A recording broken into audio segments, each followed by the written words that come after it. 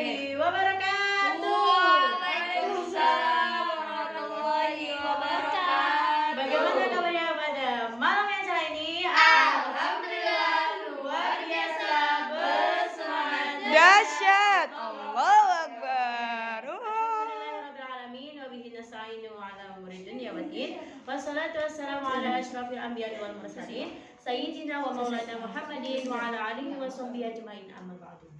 Yang saya hormati Abi Hanif dan Umi Ida selaku pengasuh Pondok Pesantren Super Kemala Bang Ida, dan yang saya hormati pula kedua orang tua saya berada di rumah, serta Mbak Zuha selaku penguji peta imajinasi di malam hari ini.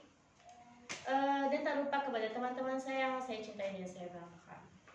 Puji syukur kehadiran Allah Subhanahu wa Ta'ala yang telah menghadirkan saya di malam hari ini sehingga saya dapat menyampaikan presentasi saya, yaitu Sulam Taufik bab ke-8. Saya Zaira Putri Nafdia dari kelas 11 M Al-Arab Bang Nifida ingin menyampaikan, ya itu tadi, Sulam Taufik bab ke-8.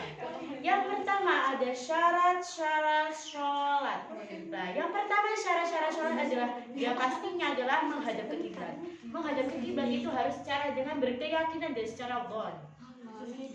Yang kedua itu adalah Islam. Yang keempat tamyiz.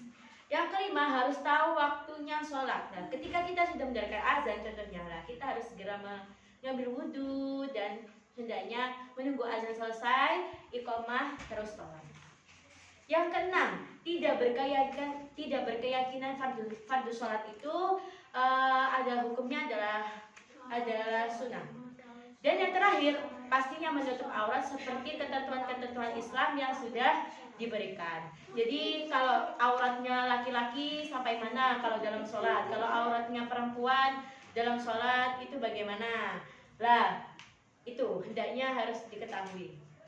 Nah, yang kedua, cabang kedua adalah yang membatalkan sholat. Yang pertama adalah kita itu niat membatalkan sholat itu nggak boleh.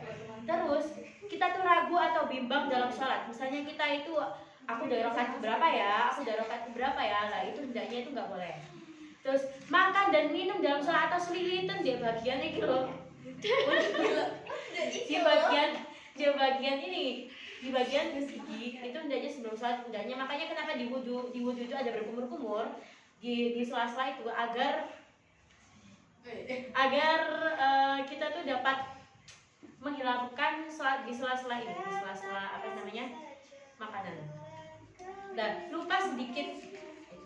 Nah ini penting, gerak lebih dari 3 kali itu juga batal. Apalagi gerakannya pakai main-main, gini-gini lah, gini-gini itu nggak boleh ya, lebih dari 3 kali. Yang gayanya over itu nggak boleh. Nah, terus berbicara dalam sholat yang nggak penting. Nah, kalau misalnya kita ngingetin imam dalam sholat kan ada aturannya. Kalau misalnya cowok itu ingetnya itu biasanya pakai suara yaitu subhanallah. Tapi kalau misalnya cewek itu tepuk ini. Ya betul. Oke, yang terakhir adalah syarat-syarat sholatnya diterima atau sah. Yang pertama, hati kita harus tertuju pada sholat atau yakin. Yang kedua adalah sholatnya itu harus menjadi pemikiran. Makanan, pakaian, tempatnya halal. Maksudnya yang dikonsumsi dalam tubuh kita tuh harus halal. Pakaiannya harus bersih dari hadas dan najis. Serta tempatnya harus sesuai dan terhindar dari najis-najis yang sudah ditentukan oleh Sulam Taufik dan fikih itu. Dan sholatnya hanya untuk Allah semata, niat untuk beribadah kepada Allah dan mendekatkan diri kepada Allah. Karena ketika kita sholat, kita tuh akan terasa dekat kepada Allah. Sekian, itu saja. Assalamualaikum warahmatullahi wabarakatuh.